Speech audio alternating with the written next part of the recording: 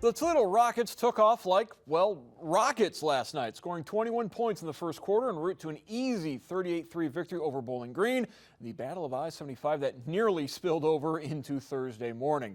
BCSN's Claire Dow is at the Glass Bowl and recaps the action. Much like everything else, the rivalry of I-75 looked different in 2020. A limited number of friends and family socially distant in the stands, cardboard cutouts in the student section, with cheerleaders and band members spread out as well.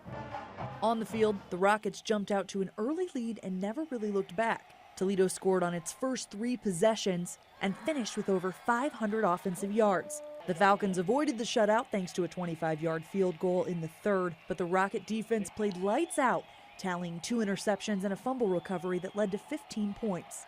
Coming off of last year's loss made the season-opening victory even sweeter. This is a rivalry game, so it really means everything, you know.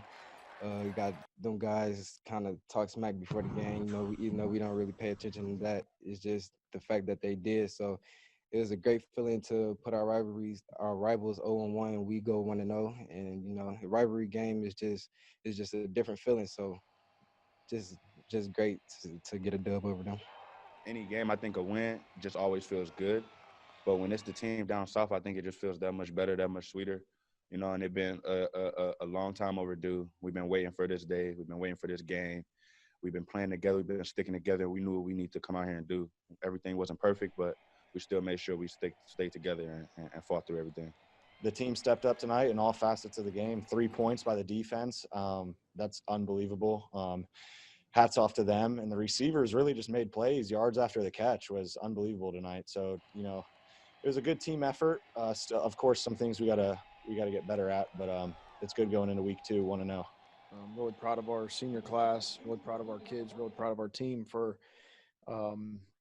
weathering the storm and dealing with all the things that we've had to deal with through this off season and getting to a point in time where we could go out and do what we like to do.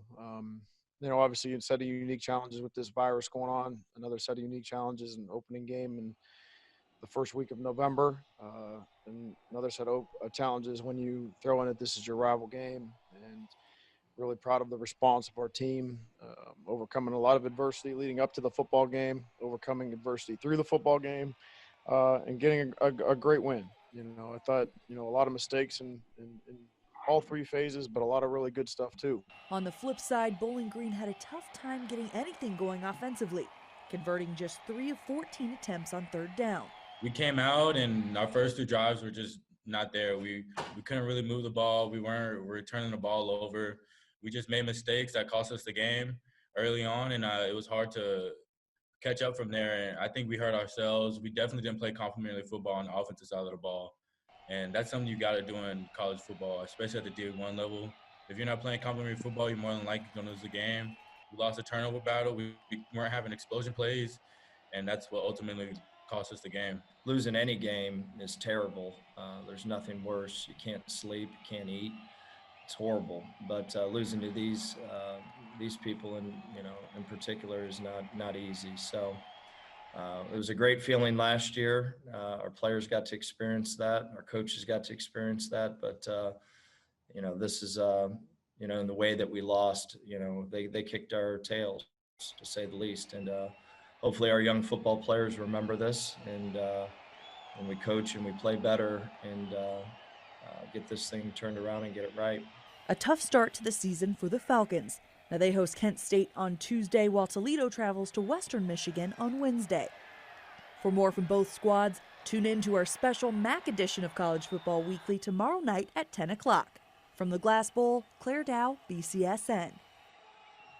Thank you, Claire. Now today, the MAC announcing start times for the 3rd weeks of games. Falcons will host Buffalo. That'll be a 7 o'clock start on the Tuesday, November 17th. The following day, Rockets will head to Eastern Michigan. That'll also be a 7 p.m. start for UT against the Eagles.